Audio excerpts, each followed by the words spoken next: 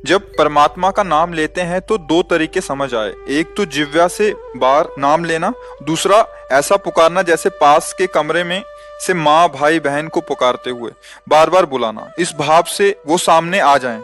मेरा मार्गदर्शन करें महाराज जी, मैं दोनों में से किस तरीके से बुलाऊं? मतलब एक तो जिह्वा से बाहर लेके और एक तो पुकारते हुए।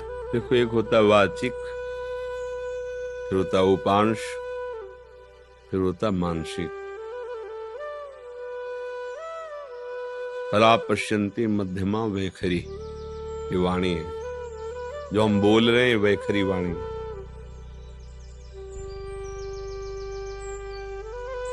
ये उपांश है, चल रहा है। ये मानसिक है, बिल्कुल शांत मन, शांत इंद्रियां, और परावाणी से भजन हो रहा है। तो हमें अपनी स्थिति देखनी कि हमारा भजन कहां से कहां तक पहुंचा है।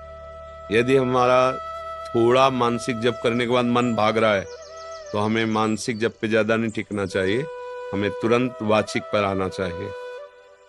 भाग रहा है ना, अब वो बनेगा नहीं सही। अगर हमारा कर रहा है तो उपांश जप में आ जाना चाहिए। ऐसे अब लग रहा है कुछ जप रहे हैं, पर क्या जप रहे हैं, कुछ लग रहा है ऐसा।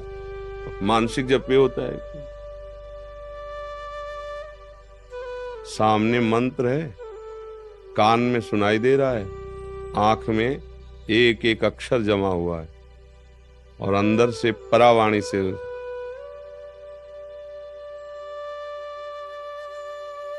न माला है न कुछ,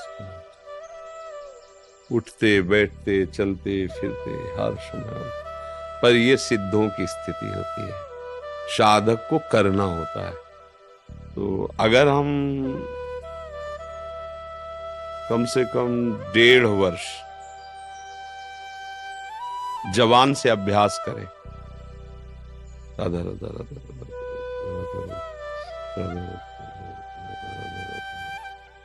बिना प्रयास के उपांश चलने लगेगा। और अगर हम और कुछ समय उपांश का अभ्यास करें तो फिर मानसिक में स्थिति आने लगेगी। पर इतना करने में बीच में जो यात्रा बहुत घबराहट की है।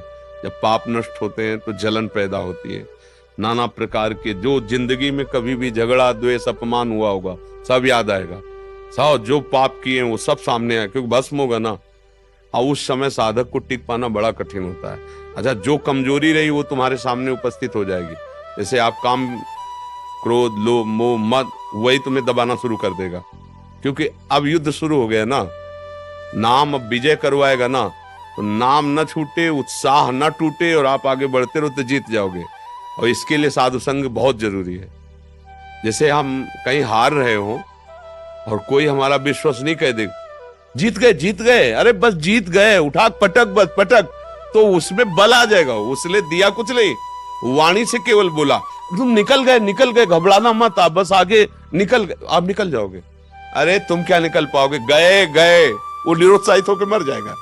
क्यों? उत्साह बढ़ाना। तो संत संग क्या करता है, हमें रोज उत्साह बढ़ाता है भगवत भजन के लिए, भगवत प्राप्ति के लिए। तो हम अपनी स्थिति को देखें कि हमारी स्थिति क्या है।